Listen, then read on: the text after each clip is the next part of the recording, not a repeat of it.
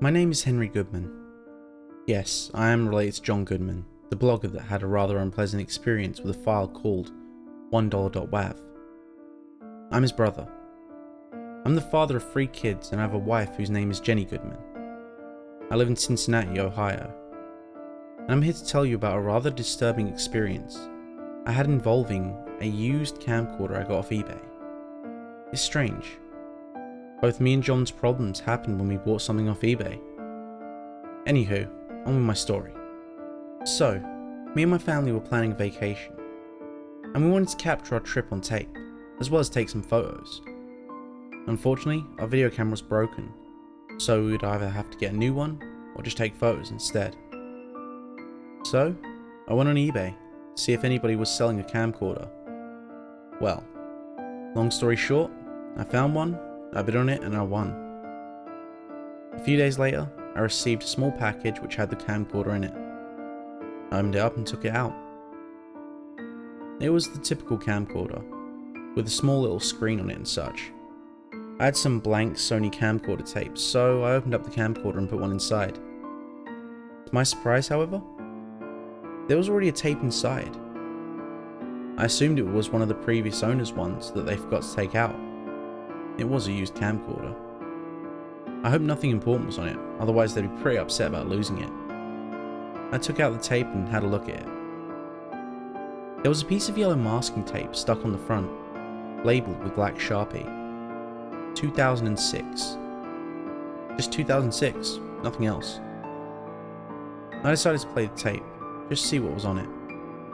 So I put the tape back in the camcorder, hooked up the camcorder to my TV to watch the tape.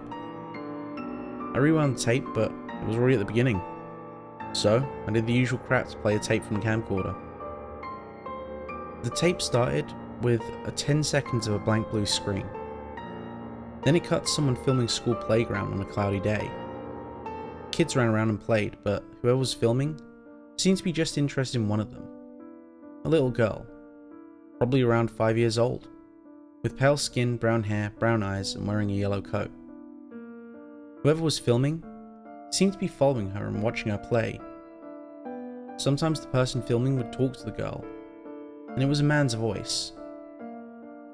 He called the girl Alice, and I assumed that the person filming was the girl's father.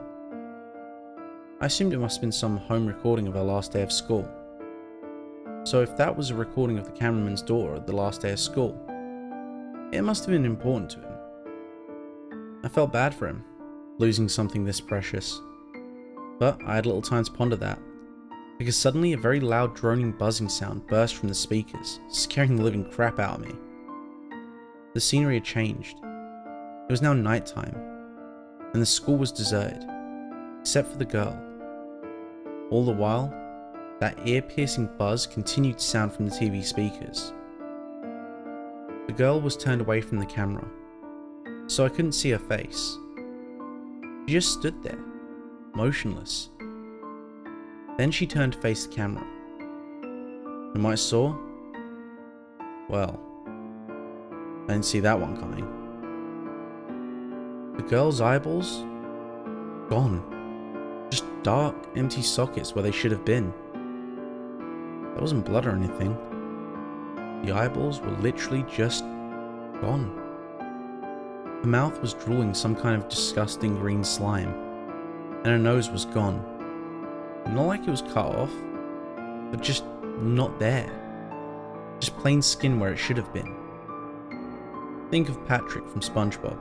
You get the idea. The scene then burst into static. The buzzing noise stopped, but you could hear the sound of knives slicing against flesh, and blood-curdling screams. Then the scene returned, and the girl was hung by the swing in a swing set, with several nasty wounds around her body, and a bloody knife laying on the ground below her. Her eyeballs were still gone, and her mouth still dripped that weird green slime, and she still had no nose. The tape was silent. No loud buzzing or anything. Just silence as the girl dangled around. Heart pounding so hard it threatened to burst.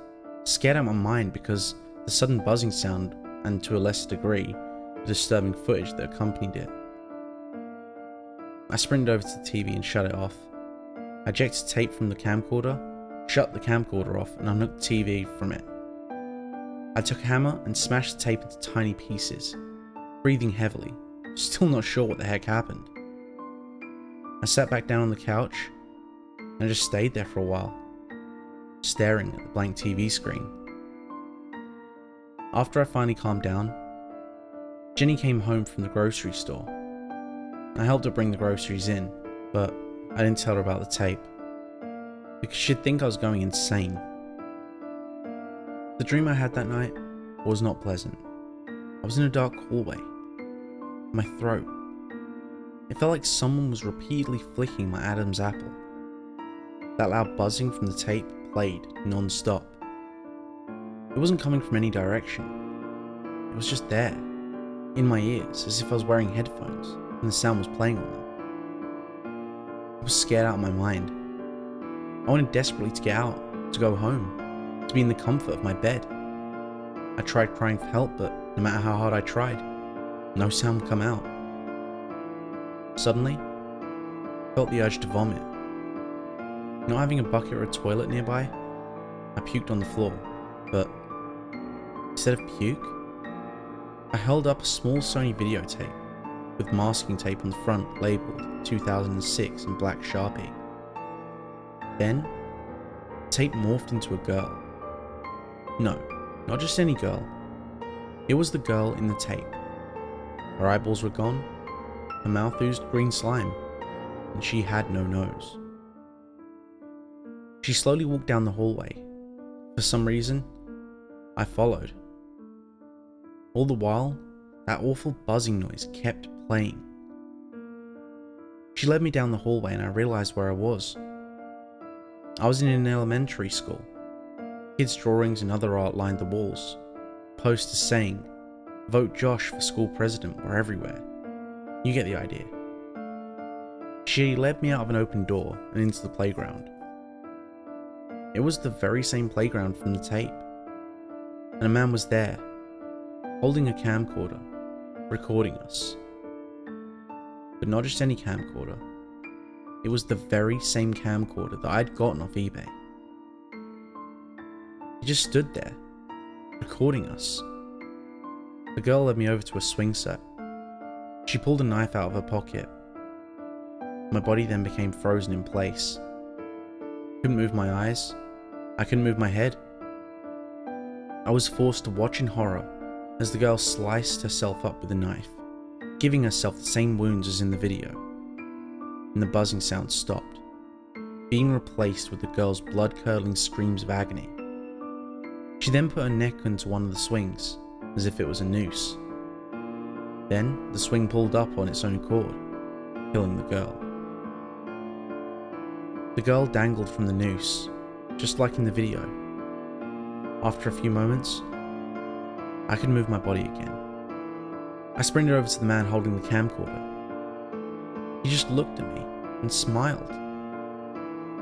"That's my girl," he said. "I'm so proud." I jolted awake. My heart pounded, my forehead was sweaty and I was breathing heavily. Jenny lay next to me, apparently still asleep. I sat there for a while, and finally calmed down. I laid back down and closed my eyes.